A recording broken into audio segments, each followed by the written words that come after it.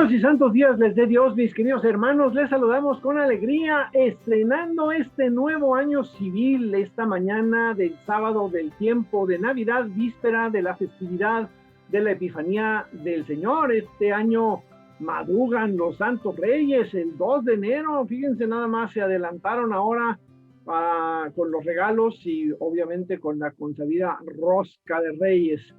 Y también es festividad de San Basilio Magno y de San Gregorio Nacianceno.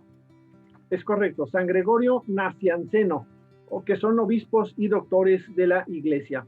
Así que suba de tono nuestra alegría en este tiempo en el que conmemoramos el misterio de la encarnación del Hijo de Dios, en que nuestro Dios comparte nuestra condición débil y limitada para redimirnos y abrir el cielo para todo aquel que quiera entrar.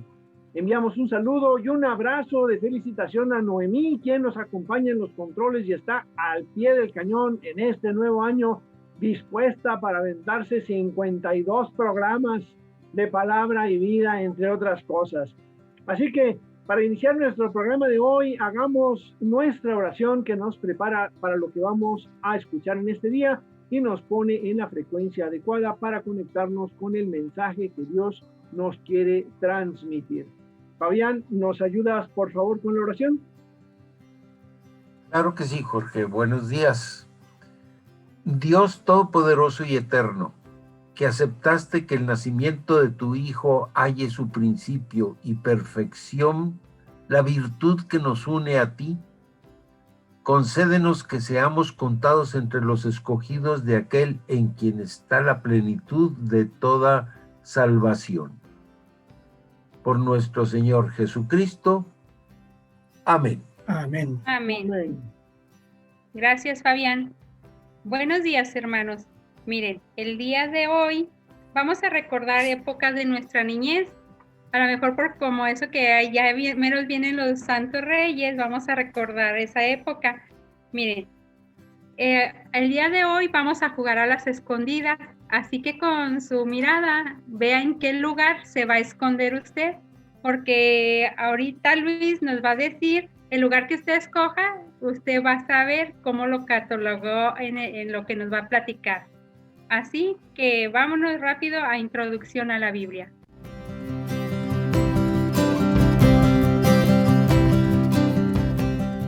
Buen día, mi querido hermano oyente. Es como dijo Lupita, momento de jugar escondidas. Mire, hay un poema muy interesante de Mario Benedetti. No lo voy a leer todo porque es muy largo, no hay tiempo, pero lo voy a resumir con mis propias palabras.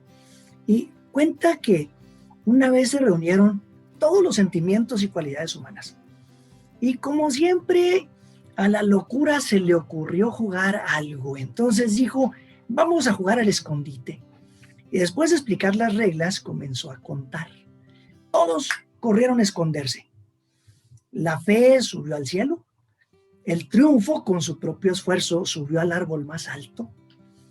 Por supuesto, la envidia se escondió detrás del triunfo, allá abajito y atrás, para no verse mucho, pero ahí estaba. Ya ve que usted, ya ve usted que es medio pilla la envidia. Y entonces, cada uno, pues, de las cualidades del ser humano fue encontrando su lugar. La pereza, la belleza, la pasión, todos ellos. Pero el amor no encontraba dónde esconderse. Porque cuando llegaba a algún sitio ya estaba ocupado. Y entonces anduvo busque y busque y busque hasta que encontró un rosal y decidió esconderse allá entre sus rosas. La locura siguió contando y llegó hasta el 1,000,000. Y entonces fue que empezó a buscar. La primera en aparecer, por supuesto, fue la pereza. Esa estaba como a 3 pasos ahí de donde estaba contando la locura, y ahí se escondió detrás de una piedra, pues fue la primera que encontró. Después la locura siguió buscando y oyó a la fe, porque estaba platicando con Dios. Y luego a la pasión y el deseo los sintió vibrar en los volcanes. Y luego encontró a la envidia, porque esa tarde o temprano sale a relucir. Y entonces, en cuanto la encontró, de inmediato dijo, ya, ahí está el triunfo. Y lo encontró también, ya se la sabía la locura. Mire, loca, loca, pero no tonta. Al acercarse al lago, dispénseme, al acercarse al lago, descubrió la belleza. Y luego el talento estaba entre la hierba fresca. A la angustia la encontró en una oscura cueva. Y así fue encontrando a todos. Pero el amor no aparecía, no lo podía encontrar, la locura. Y buscó por todos lados, y arriba y abajo, y en arroyos y montañas, y nada. Cuando estaba por rendirse, vio un rosal y sus rosas. Dijo, a ver, y tomó una horquilla, y al mover las ramas oyó un grito doloroso. Es que las espinas del rosal habían herido en los ojos al amor y lo dejaron ciego. Uy, la locura, no sabía qué hacer, se volvió loca. Pobrecita, no sabía, se disculpó, lloró, imploró, pidió perdón, todo, ¿no? Todo. Y entonces llegó un momento en que, arrepentida, prometió ser el lazarillo del amor. Y desde entonces, mi querido hermano, desde aquella vez que por primera vez se jugó al escondite en la tierra, el amor es ciego y siempre, siempre va acompañado de la locura. Este es, según algunas páginas del web, es un poema de Mario Benedetti. Se lo recomiendo, léalo, está muy bueno. Se mete en muchos detalles padrísimos. Pero bueno, Benedetti, al igual que todos los poetas, expresa en sus escritos las más profundas realidades humanas y lo más profundo de la existencia humana, pues referente al amor o al desamor, a la belleza, cosas por el estilo, ¿no? Y con esto, pues, queremos abrir esta nueva temporada.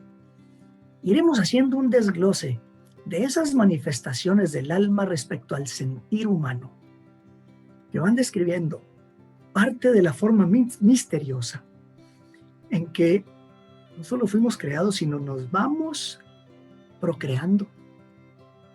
Por eso, a este bloque le llamamos Romance en la Biblia. ¿Qué le parece? Hoy me dirá usted, ¿cómo Luis estas cosas en la Biblia? Pero yo creí que la Biblia se trataba de cosas teologales y muy complicadas y elevadas. No, mi querido hermano, las Sagradas Escrituras tratan de temas bien aterrizaditos de la vida humana.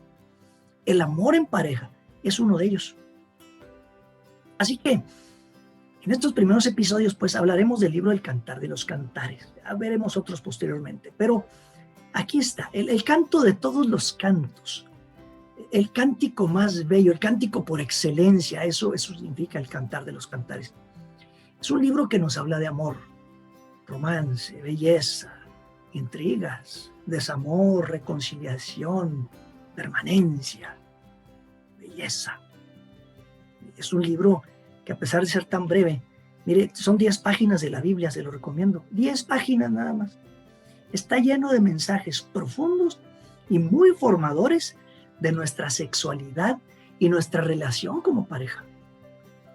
Incluso muchos críticos han comentado acerca de su contenido, que dicen que tiene un finísimo erotismo que puede llegar a estremecer a cualquiera por su romántica elocuencia.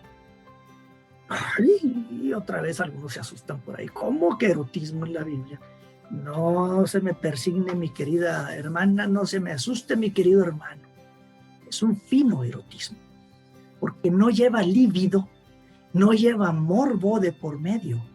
Eso está en nuestro corazón, pero no en los mensajes que aquí van. Así que miren, vamos entrando en materia.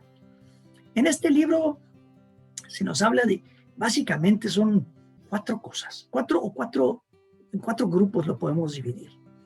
La belleza femenina y sus expresiones, la belleza masculina y sus expresiones. El tercero viene a ser el encuentro entre ambos, varón y mujer. Y el cuarto, la consumación del amor y la unión para siempre. Así que, habiendo dicho esto, cabe mencionar que este es un libro de amor que curiosamente no define el amor. Y entonces, bueno, vamos viendo, antes de entrar nosotros vamos Hay 3 tipos de amor, de amor sí, que nos describen varios autores. No voy a entrar en la psicología ni nada de eso. Meramente punto de vista estudiosos de la vida. Ahí está el amor ágape. Este es el amor entrega. Aquí hay un compromiso sin sexualidad, no hay tonalidades sexuales. Se dan relaciones interpersonales como hijos de Dios más que nada, ¿no? O sea, aquí hay una comunidad humana, aquí hay un amor fraterno, humano como hijos de Dios. Ese es el amor ágape. El amor filia, ese es el amor con un compromiso de acompañamiento providente. Su expresión máxima es la relación padres-hijos, de ahí que viene filios, padres-hijos, ¿no? O puede ser entre amigos íntimos, de nuevo, amigos íntimos en donde no hay tonalidades sexuales. ¿Okay? Y luego está el amor eros. Ese es el amor entrega. Aquí hay un compromiso de vida. Hay una expresión, aquí sí, de la intimidad sexual. Es el lazo de convivencia más íntima, cuyo grado es el amor, y cuyo grado máximo, de hecho, es el amor conyugal. Es la entrega total. Entonces, bueno, a este es el que nos referimos, ese amor eros, en el Cantar de los Cantares. Y empezaremos hoy con la belleza femenina, de la cual se hacen más de 20 alusiones en este libro. Y vamos a irnos como que así de arriba hacia abajo para irnos en el orden del cuerpo humano, ¿no? Aunque la Biblia no se encuentra en ese orden precisamente la mención de esos atributos, pero vamos a irnos para facilitarlo. Estas son expresiones del amado respecto a la belleza de la amada, a quien también se le llama la sulamita. Aparentemente era el sulam. Entonces, aquí están varias expresiones, ¿no? Empezamos con esta. Tus cabellos son como rebaño de cabras que ondulan por las pendientes de Galán. Y yo cuando leí esto la primera vez decía, jole, tus cabellos como rebaño de cabras, está muy greñuda la muchacha. Oh, en realidad hay que meterse al significado y al mensaje entre líneas. Esto es en Cantares 6, versículo 5. Las cabras son animales que tienen la capacidad de caminar por paredes casi verticales. Y luego cuando bajan valientes, alegres, graciosas, elegantes. Es atractivo verlas, se puede meter a los videos de Yahoo. Y van adornando el paisaje natural con su gracia innata. Son graciosas cuando bajan las cabras así en esas caídas, en esas apriscos casi verticales, ¿no? A esto se refiere el poeta, pues, cuando al amado está describiendo el cabello de la amada. En realidad viene a ser entonces uno de los primeros atractivos de la mujer hacia el hombre. Ya resulta atractivo para él. Aunque ya hablaremos, hay modas, ya hay estilos, hay gusto personal, claro, pero a él le atrae en extremo el cabello de ella y se lo hace saber. Este es otro de los mensajes principales de este libro, la comunicación y la franqueza con que estos dos amantes se hablan es lo que nos enseña para vivir nuestra vida conyugal, para vivir noviazgo, para vivir esta amistad entre esposos que llevamos también, porque somos no solo enamorados, no solo amantes, no solo novios, también amigos. Así es el matrimonio. Es esencial para la relación entre los dos. Que se digan qué le atrae el uno del otro. ¿Qué me encanta de ti? Dígaselo. Luego sigue diciendo, ya habló del cabello, ahora en el 7:6 dice, tu cabeza es como el Carmelo y tu cabellera como la púrpura. El Carmelo era un monte que se consideraba un símbolo de belleza y de fertilidad. Y el color púrpura significa realeza. O sea, eso era el color que lo usaban los reyes, emperadores, sacerdotes en aquel tiempo. Con eso, pues, él le dice a ella que ella no tiene solo la belleza, sino el porte de una reina. Híjole, mire, por menos que eso le llevan desayuno a la cama, mi querido hermano. Entonces, bueno, se entiende también que el de la amada es un cabello tan negro porque su brillo desprende esos reflejos de color púrpura, ¿no? Dentro de gustos hay cabellos de varios colores, claro, lo sabemos. Bueno, y ahora más que se lo pintan. Pero eso a él le fascina. Entonces, este mismo versículo termina diciendo, un rey se halla preso en esas trenzas. Ay, dolor, ya me volviste allá, mire, lo dejó atarantado la muchacha, al muchacho de Chihuahua.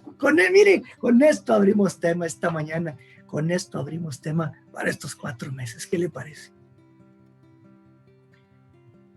Amada mía, qué bella eres, qué bella eres. Tus ojos son como palomas. Cuando leí esto por primera vez, yo decía, pues como palomas tiene los ojos pelones, saltones, sin pestañas, pues cómo estará, pobre muchacha. Pero en realidad, el significado, tus ojos son como palomas, se está refiriendo a su ternura y a su fidelidad, porque ella solo tiene ojos para él. Si se entiende bien esta cosa. Tus ojos, las piscinas de Hesbón, le dice en el 7:5. Porque son tiernos, puros, porque es una mirada refrescante que invita a la paz. Miren, ahí él, viendo esos ojos, ya no quiere saber de otros, ya no quiere saber de consejos, ya no escucha la voz de nadie, ya se volvió loquito. Quedó enredado en sus trenzas y quedó prendado de sus ojos. Es que es un poema rico en metáforas, en alegorías, en significados, que se va rescatando, como le decía, así entre líneas, para dejar pues que enriquezca más todavía los mensajes verdaderos que surgen del corazón de estos 2 amantes misteriosos. No se menciona el nombre. Son 2 historias con distintos matices que se van conociendo, que se van cortejando, que se van uniendo, que se van entregando para llegar a hacerlo una sola historia de amor. Y entonces, porque es palabra de Dios, esa historia de amor se repite una y otra vez al pasar de las generaciones, y así es como va esta humanidad continuando a través de los siglos. En ese formar parte del galanteo, del coqueteo, de la entrega, de los juegos tan interesantes y tan bellos y emocionantes y emotivos que se viven en el enamoramiento, de los juegos que se viven en el proceso de madurez, cuando vas madurando en tu amor matrimonial.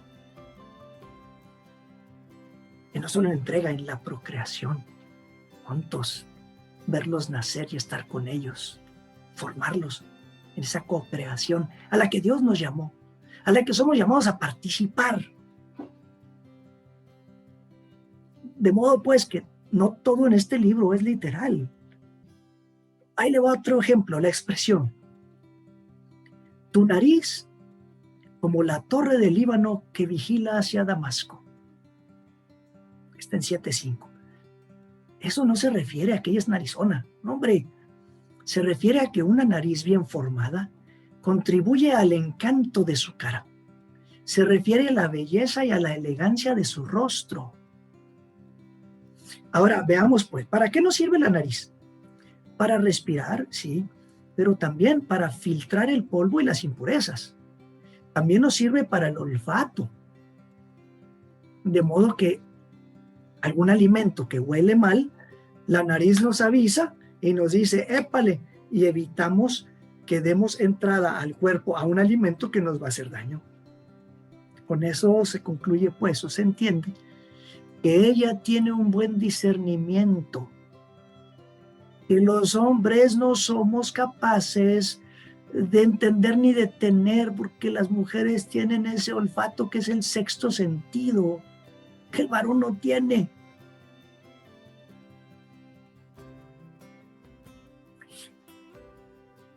Y digo, tienen el olfato para algunas cosas, seamos francos. Hay cosas en la vida que ellas tienen esa, no sé cómo llamarles, ese 6º sentido, ese olfato, lo pescan en el aire todo. Nosotros los varones no lo tenemos. Mire, de inmediato perciben cosas que nosotros ni cuenta nos damos. En alguna ocasión ahí que fuimos a algunas reuniones del trabajo y esas cosas, mira, a los 10 minutos mi mujer me preguntaba al oído, oye, ¿y esa chica fulanita de mirada así, asá, pues con quién está casada? Ay, caramba. Oye, pues qué fulanito, no me habías dicho que es casado, pues qué está haciendo ahí. Ay, caramba, yo ni cuenta me había dado. Eso a ellas, pues les sirve para la defensa de la familia. Así que la alusión a la nariz no solo va en relación a su belleza física, a su elegancia, a la elegancia de su rostro, sino en cuanto a la solidez de sus valores, a su capacidad que tiene para entender cuando algo no anda bien. En fin, mi querido hermano, cuando estudiamos este libro ahí en el instituto, un equipo de compañeras les tocó exponer este tema, pues, me acordé cuando preparaba esto, me quedé admirado del nivel de sana sexualidad formativa que obtenemos con esto. Es bellísimo, en serio. Y luego, bueno, el amado continúa describiendo la belleza de ella, hace alusión a la boca, las mejillas, el cuerpo, su cuello, su cuerpo en sí. Y después de todas esas declaraciones, se pregunta uno, ¿ella le dará el sí o cómo? ¿Qué? ¿Cómo? Bueno, pues no te pierdas el tema del siguiente sábado porque se va a poner bueno, mi querido hermano. Vamos a ver si el amado logra enamorar a la amada, a ver qué le dice y a ver si nos enseña algo de cómo tratar a nuestra mujer, a la novia o a aquella chica que se ande pretendiendo a algún joven. Lee la Biblia, lee el Cantar de los Cantares, que será bueno leerlo. Podrás educar incluso a tus hijos en la sexualidad. Oye, es que ya le dan clases de sexualidad en la escuela, por favor. El educador de la vida de tus hijos eres tú. Lee el Cantar de los Cantares. Y bueno, también podremos disfrutarlo en las siguientes semanas juntos. Con esto ahorita lo dejamos así. No te pierdas el siguiente sábado. No, hombre, qué bárbaro. Y pues de veras que nos has dejado pasmados con esta probadita que nos has dado del Cantar de los Cantares. Es un libro, me atrevo yo a decir, que es de los menos leídos de la Biblia por la dificultad y todo esto de simbolismo que tiene, y que luego oímos todavía sexualidad y como dijiste tú, ay, nos persinamos y nos queremos hacer a un lado, porque todavía seguimos teniendo la idea de que la sexualidad es mala, de que las relaciones íntimas entre los esposos son malas. ¿Por qué van a ser malas si son dadas por Dios? Si Dios nos dio todo esto. Y bueno, qué bello que Dios se ocupe de tocar estos temas en un libro como el Cantar de los Cantares. No cabe duda que es fascinante. Y bueno, ya me tienes cautivado tú con este tema. Creo que es algo que nosotros debemos de dejarle de tener miedo y disfrutarlo, ¿no? O sea, ver esto, o sea, no es lo mismo hablar de sexualidad que hablar de genitalidad, porque a veces luego no sé, ay, las relaciones, y esto, no. Esto es otra cosa que va a un nivel un poquito más arriba, y ahora con tanta confusión, tú dices, en la escuela les están enseñando, ay Dios, yo quisiera saber qué es lo que les están enseñando en las escuelas, porque ahorita con las ideologías tan raras que andan flotando en el ambiente, yo creo que se presta más a confusión, así que tenemos una herramienta maravillosa en este libro para educar y para nosotros mismos también quitarnos de cosas desagradables y disfrutar todo aquello que Dios nos ha dado, porque si lo dio Dios es que es bueno. Dios no nos puede haber dado nada malo. Pero pues vamos a dejar aquí este tema, vamos a hacer un pequeño corte y regresamos. Lupita, ¿quería comentar algo? Sí, iba a comentar que cómo nos ayuda el Cantar de los Cantares en nuestro matrimonio, porque me acuerdo yo cuando llevé la clase, no sé, me reanimó más, porque ya cómo se hace la rutina en el matrimonio cada vez más y así, y cuando uno lo lee, o sea, empieza uno a ver más su personalidad, por cómo habla ahí tan bonito, que pues así, no, no, pues me tengo que poner guapa para el esposo o así, porque eso se nos va olvidando con el tiempo. Y al esposo, pues a lo mejor también un poquito se le va olvidando también, pero el leerlo, pues nos reanimamos y vuelve a florecer, yo creo, ese amor otra vez. Sí, y creo que el chiste está en que, bueno, habrá un momento en que los cabellos serán cascadas y cabras que salen del campo, pero habrá otras que ya son así como que hojas de otoño y tus sienes plateadas ahora. Hay que irle encontrando todo ese tipo, o sea, eso es algo que no podemos perder con el paso del tiempo. Y ya hay pestañas postizas, así que... También, bueno, pues todo eso que nos ayuda. Vamos, como les decía, a hacer un pequeño corte y regresamos en un momento para continuar con nuestro programa de hoy. Bueno, hermanos, hemos regresado del corte a su programa Palabra y Vida. Y vamos a ver un tema muy bueno, muy interesante de un profeta que llega a Antioquía durante la predicación de Pablo y de Bernabé, y que es mencionado 2 veces en Hechos de los Apóstoles. No es muy conocido, pero Lupita nos va a platicar de él.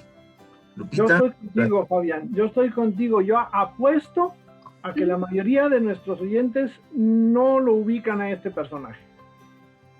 No lo ubican, no lo ubicamos. Por eso Lupita nos va a contar la historia de este personaje.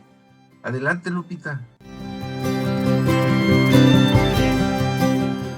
Agabo, originario de Judea, es mencionado 2 veces en los Hechos de los Apóstoles como uno de los profetas que vinieron de Jerusalén a Antioquía durante la predicación de Pablo y Bernabé.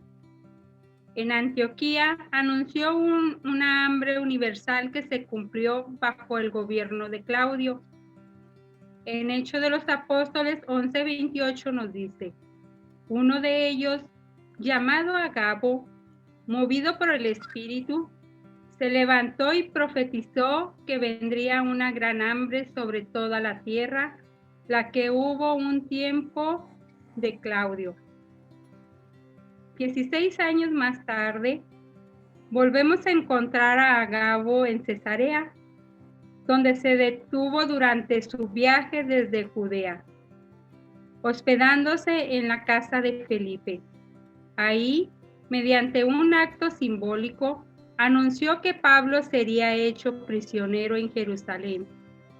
En Hechos de los Apóstoles 21:11 nos dice: tomó el cinturón de Pablo, se ató los pies y sus manos y dijo: esto dice el Espíritu Santo, así atarán los judíos en Jerusalén al hombre de quien es este cinturón, y le entregarán en manos de los gentiles. Algunos han pensado que hubo 2 personajes con el nombre de Agabo, pero se admite generalmente solo a uno, ya que en los 2 personajes de los hechos que le mencionan, el nombre, la función, el país de origen y la época son idénticos. Los griegos expresaron la opinión de que Agabo fue uno de los 70 discípulos y que recibió el martirio en Antioquía, y lo festejan el día 8 de marzo. Una leyenda de la Orden del Carmelo atribuye a Agabo la fundación de una iglesia en honor de la Madre de Dios. En consecuencia, se le da como característica el hábito de la Orden del Carmen y sobre la mano una pequeña iglesia con la inscripción Virgini Matri. Es importante notar de qué se trata el ministerio del profeta en el Nuevo Testamento. Aquí, en este caso, las 2 veces que vemos su intervención es para predecir el futuro Lo curioso de todo esto es que en las dos profecías que Agabo interviene, no profetiza cosas bonitas, cosas lindas, cosas que agraden a la gente. Vemos el cumplimiento. ¿Qué es lo que prueba que una persona es profeta? Bueno, es el cumplimiento de lo que la persona dice. Aquí vemos que lo que Agabo profetizó se cumplió. Hay muchos ministerios de profetas en este tiempo y algo que me hace reflexionar es si serán verdaderos profetas, porque hoy vemos personas que se llaman profetas y dicen solo cosas que a la gente le gusta escuchar. Lucas, a través del libro de los Hechos, nos cuenta esto porque lo vio con sus propios ojos, lo que fue esa hambruna. Él vio el cumplimiento de lo que Agabo con su profecía había predicho. Existen varios historiadores y documentos que datan la verificación de esta hambruna en el tiempo de Claudio.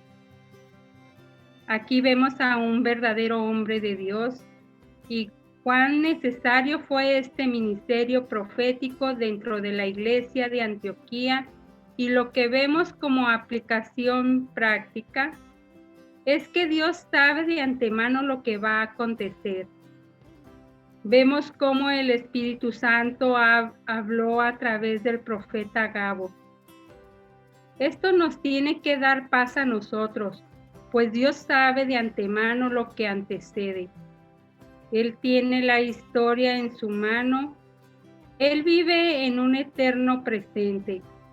El tiempo para Él no corre, y esto que nosotros estamos viviendo ahora con la pandemia y que nos preguntamos, ¿qué pasará con el mundo? ¿O qué va a acontecer con la economía? ¿Si vendrá una hambre o no? No sabemos bien lo que va a pasar en adelante, pero Dios ya lo sabe. Tenemos la palabra profética más segura, en la cual hacemos bien en mirarla como una antorcha que alumbra la oscuridad, que es la Biblia. Dios no perdió el control. Dios tiene el control, así como ya sabía que esa hambruna iba a llegar en el tiempo de Agabo. Así acontece en este tiempo. Dios ya sabe lo que va a venir, por lo tanto, nosotros no debemos preocuparnos, porque ese mismo Dios que conoce el futuro es tu Dios presente, es tu Dios futuro también, es nuestro Dios y Él tiene el control de todo. No hay que desesperar, hay que estar seguros en Cristo. Tenemos el dueño del universo en nuestro corazón, y si es así, no hay nada que temer. Me llama la atención cómo nos describe Lupita, bueno, este hombre pues casi desconocido, como dice, pues un profeta del Nuevo Testamento en realidad. Y veo algunas partes, un par de puntos que son clave. Uno, no hizo anuncios de algo bonito. Anunció hambre y anunció martirio. Y para eso, pues, híjole, hay que fajarse, porque no son buenas noticias. El llegar a dar malas noticias no es cómodo. Lo pone uno en una situación muy difícil. Pero el que es profeta, el que ha recibido ese don, ese carisma, si le quieren llamar así, y ese es el segundo punto que veo, es el Espíritu Santo. Entonces, cuando el cristiano se hace devoto al Espíritu Santo, el Espíritu Santo derrama su gracia y llena de carismas y de dones y de talentos y de virtudes a esas almas. Así que pues esto nos invita a hacernos devotos del Espíritu Santo y platicar con Él. Y otro punto que llama la atención en lo que mencionaba Lupita es, sí, hay don de profecía, pero hay otros dones o hay otros carismas, pues no nomás el de profecía. el de sanar enfermos, el de enseñanza, el de ahí en 1 Corintios 12 nos enseña y nos los menciona, son varios. Pero hay una cosa que menciona Lupita que es clave, que hay algo que es una antorcha que nos alumbra en la oscuridad. Ay, es que Dios no me dio el don de profecía, ¿y cómo le hago? Ah, dijo Lupita, ahí está la Biblia. Pues léala. No necesitamos ser profetas como en aquellos tiempos o como Ágabo. Dios nos va revelando su voluntad, los misterios de su voluntad y el misterio de su amor. Entonces, pues, hagámonos devotos al Espíritu Santo y leamos la Biblia. Básicamente, eso es lo que resalta a mis ojos y a mis oídos de esto que nos ha enseñado y ha compartido hoy Lupita con nosotros. Y fíjate, Luis, que en el orden de lo que estás diciendo, precisamente es como termina Lupita el tema, ¿no? Es una pregunta, dice, tenemos al dueño del universo en nuestro corazón. ¿Cómo lo vamos a tener si no leemos la Biblia? ¿Cómo lo vamos a tener si no estrechamos esa intimidad con el Señor a través de su palabra? Porque la Biblia no es que sea lo máximo de la iglesia. La iglesia tiene muchas manifestaciones, pero la Biblia es la base de cualquier actividad eclesial porque es palabra de Dios. No somos, como luego se dice, la religión del libro. No veneramos la Biblia como libro, la veneramos como palabra de Dios, porque no es un libro, es una persona. Y esa persona va a entrar a nuestro corazón a través, pues, de ese contacto constante, ¿no? Totalmente de acuerdo, Jorge. Y eso pues nos invita, ya para cerrar esto, en confiar en Dios. Confiar en Él, orando, platicando, dialogando con Él, pero leyendo su palabra. En fin, mis queridos hermanos, está bueno este tema, pero quisiera invitarlos a que pasemos a la siguiente parte del programa, que ahora Fabián nos viene a compartir algo más de magisterio de la iglesia. Vamos con Fabián.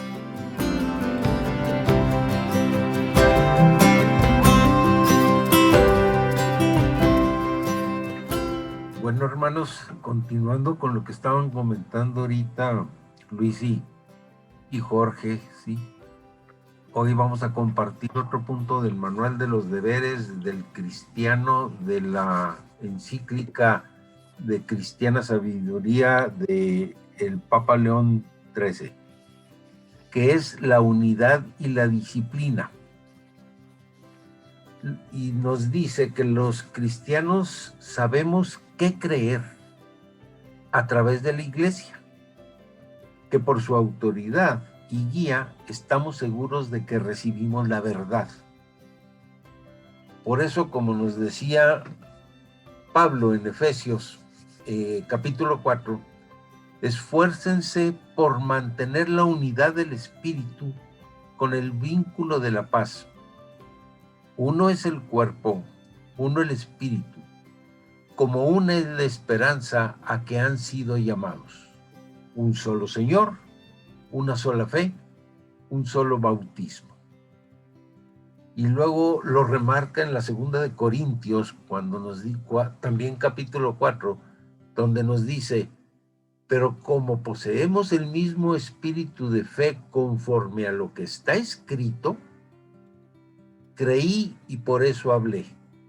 También nosotros creemos y por eso hablamos. Una sola iglesia porque uno es Cristo.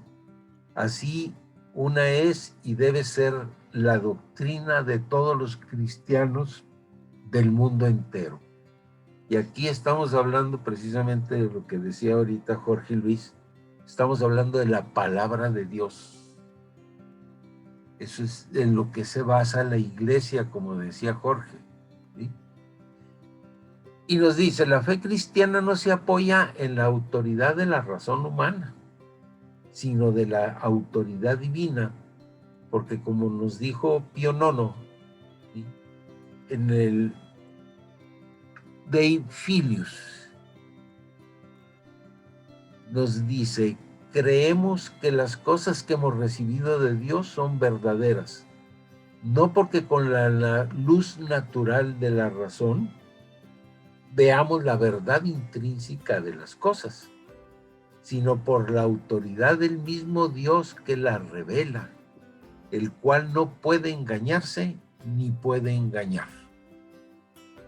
Entonces, hermanos, tenemos la absoluta necesidad de abrazar con igual y semejante asentimiento todas y cada una de las verdades de que nos conste han sido reveladas por Dios, y que negar el asentimiento a una sola viene a ser lo mismo que rechazarlas todas. Porque quienes niegan que Dios ha hablado a los hombres o dudan de su infinita veracidad y sabiduría, pues destruyen por consiguiente el fundamento mismo de la fe, destrozan la fe. Es propio de la Iglesia, a quien Dios le ha encomendado la guardia e interpretación de sus enseñanzas, determinar cuáles son las verdades divinamente reveladas. Y el Maestro Supremo en la Iglesia es el Romano Pontífice, con lo que se busca que la concordia de los ánimos, así como requiere un perfecto consentimiento en una misma fe, también pide que lo mismo que a Dios, las voluntades obedezcan y estén enteramente sumisas a la Iglesia y al Romano Pontífice. La Iglesia, la cabeza de la Iglesia es el Romano Pontífice, y todos tenemos que estar de acuerdo con él si queremos llamarnos católicos, o si queremos ser católicos, ¿sí? Y luego dice, obediencia que debe ser perfecta, porque lo manda la misma fe, y tiene de común con ella que ha de ser indivisible, hasta tal punto que, no siendo absoluta y completamente perfecta, tendrá la apariencia de obediencia, pero en la realidad no lo será. Si no estamos de común acuerdo, ¿sí?, pero no lo creemos, ¿sí?, pues no va a ser cierto. Y tan importante se considera en el cristianismo la perfección de la obediencia, que se tiene y se ha tenido siempre como una nota característica y distintiva de los católicos, ¿eh? Ojo, esto lo explica muy admirablemente Santo Tomás de Aquino, ¿sí?, en la Suma Teológica. Nos dice: el formal objeto de la fe es la primera verdad, en cuanto se revela en las Sagradas Escrituras y en la doctrina de la Iglesia, que procede de la primera verdad. Luego, todo el que no se adhiera como a regla infalible y divina a la doctrina de la Iglesia, que procede de la primera verdad manifestada en la Sagrada Escritura, no tiene el hábito de la fe, sino que lo que pertenece a la fe lo abraza de otro modo que no es por la fe. Entonces es claro que aquel que se adhiere a las enseñanzas de la Iglesia como a una regla infalible, da asentimiento a todo lo que enseña la Iglesia, porque de otro modo, si en lo que la Iglesia enseña abraza lo que él quiere, y lo que no quiere no lo abraza, entonces ya no se adhirió a la doctrina de la Iglesia como a regla infalible, sino a sitio a su propia voluntad. Y termina siendo su propia iglesia. Que termina siendo su propia iglesia, exactamente, ¿verdad? O que no termina siendo su propia iglesia, pero quiere que el Papa, ¿sí?, pues cambie esto y esto y esto, porque, pues, ¿cómo es posible que no pueda haber abortos? ¿Sí? Pero lo que tiene que hacer el Papa es cambiar la palabra de Dios y que me la acomode a lo que yo quiero. ¿No? A eso se refiere. Entonces debe ser una fe de la iglesia, y que debemos recordar que esa iglesia somos todos nosotros. La iglesia no es un edificio, y la iglesia no es nada más la jerarquía. La iglesia somos todos los que formamos parte de la Iglesia Católica.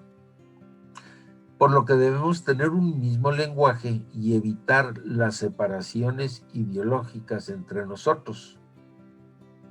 Como nos lo pide en la 1 Corintios Pablo, que dice: esto es que si sucediera alguna cuestión en materia de fe, esta debe ser resuelta por el que preside a toda la iglesia, para que su decisión sea abrazada firmemente por toda la iglesia.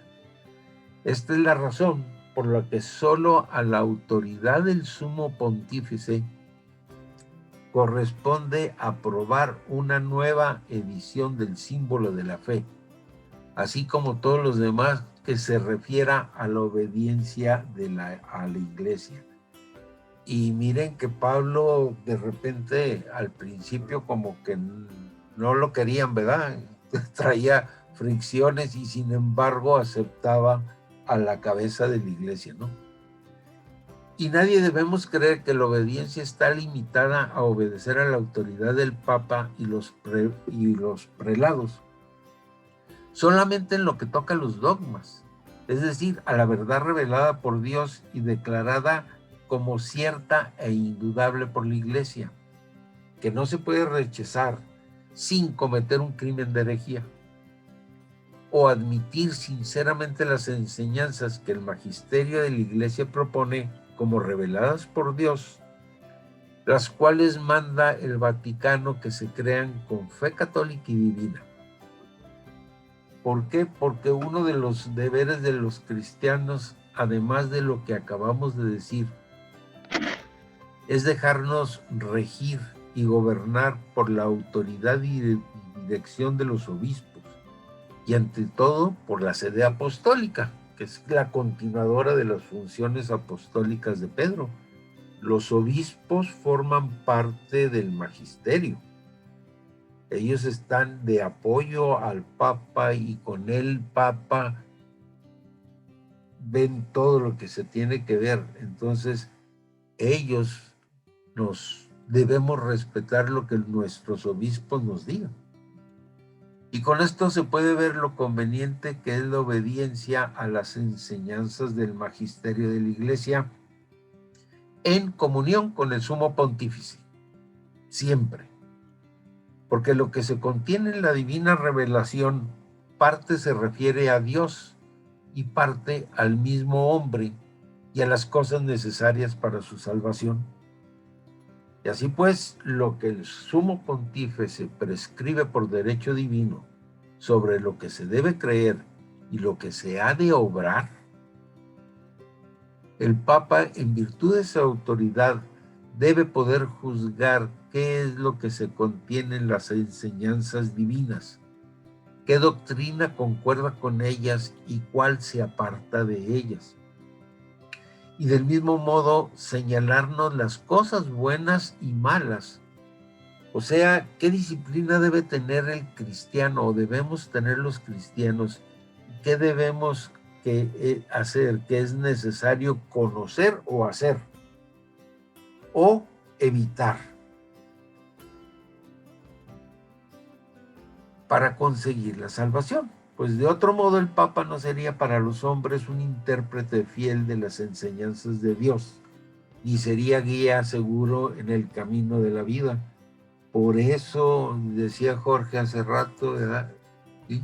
La necesidad de estudiar la Biblia, de meditar la Biblia, de orar con la Biblia, para poder estar en sintonía con el Papa, con Dios y con la Iglesia Católica. Oye, Fabián, y en sintonía con el año de San José que ha proclamado el Papa recientemente, pues tomar el ejemplo, y aquí nos lo dices muy clarito: cállese y obedezca.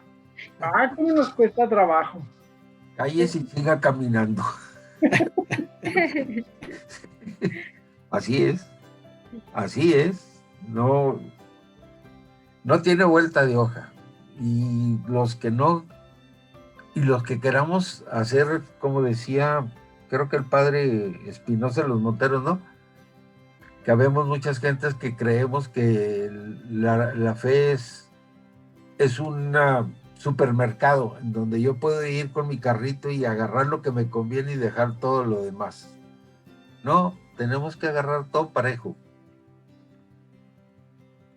A mí lo que me llamó aquí la atención de lo que nos está diciendo es cómo Dios quiso dejar a un vicario, o sea, un representante, ¿verdad?, de Él, para que nos ayude cuando estamos todos tambaleados, ¿verdad?, que cuando malinterpretamos las cosas de que nos dice el Papa o algo, ahí ya las cambiamos, o sea, qué gran responsabilidad a veces carga Él, y todavía que le echamos, ¿verdad?, cositas al costalito, es que el Papa dijo, y nada, que uno cambió todo, nada que ver lo que dijo. Entonces, más bien acomodamos las palabras a como nos convenga, ¿verdad? Ajá, entonces ahí es cuando más bien nosotros nos tenemos que preguntar, ¿verdad?, ¿cómo estamos llevando la iglesia nosotros? Porque pues a lo mejor la iglesia está bien, pero nosotros somos los que estamos cambiando el concepto, es más bien eso.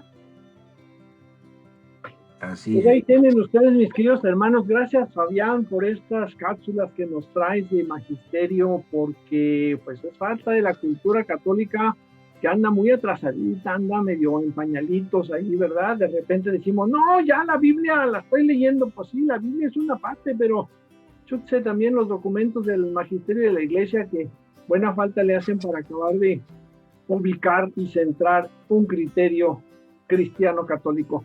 Jóvenes, nos vamos, les insistimos para que no se cansen de ser ángeles de Radio Guadalupana y mantengamos este espacio. Vamos a sostenerlo con nuestra oración, con nuestros donativos, con nuestra propagación de estos contenidos que son útiles para la gente que nos escucha y que de alguna manera pues pretendemos que les ayuden a crecer en la fe.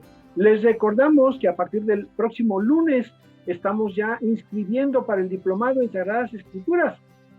Este semestre también llevaremos las clases a través de la plataforma Zoom. Así que si quieres más información, búscanos en nuestra página de Facebook o en nuestra página web www.biblico.mx o al WhatsApp 656-167-3077 y ahí podrás contar con toda la información. Aprovecha estas semanas de inscripciones y la siguiente semana ya es inicio de clases. Y fíjese que viene nuestro versículo acostumbrado que veníamos haciendo el año pasado, pero este año yo les quiero proponer algo, mis queridos hermanos. Fíjense que el año pasado, otra vez haciendo referencia a este año, me encontré un librito que se llama Camino. Este libro fue escrito por San José María Escrivá de Balaguer y creo que nos será de mucha utilidad. Es un libro de espiritualidad que nos ayuda a crecer en la espiritualidad y trae unos consejos muy interesantes. No lo vamos a leer todo, pero vamos a seleccionar aquellos que, bueno, pues de alguna manera puedan ayudarnos y sean más bien concretitos, porque hay otros más largos que otros. Así que en lugar de este versículo que veníamos compartiendo, vamos a compartir algunos caminos específicos. Los viene numerados los caminos en este libro. Así que a final de año, mi querido hermano, mi querida hermana, si usted nos manda la cantidad de números que usted alcance a ver, el que más números tenga, se llevará una Biblia de la Iglesia en América. Así que vamos a pedirle a Fabián que nos empiece a dar el camino de hoy. Fabián, ¿qué camino tenemos para hoy? El camino de hoy es a propósito de la oración, Jorge, y es el camino 86, el número 86. Y dice, tu oración debe ser litúrgica. Ojalá te aficiones a recitar los salmos y las oraciones del misal y de la liturgia de las horas en lugar de oraciones privadas o particulares. Pues ahí tienen ustedes un consejo para nuestra oración. Nos despedimos con la alegría y con la esperanza de que haya sido de provecho a la información compartida y con el deseo de que la paz y el amor de Dios les acompañen siempre. Estuvimos con ustedes, Fabián, Lupita, Luis y Jorge, en una emisión más de Palabra y Vida.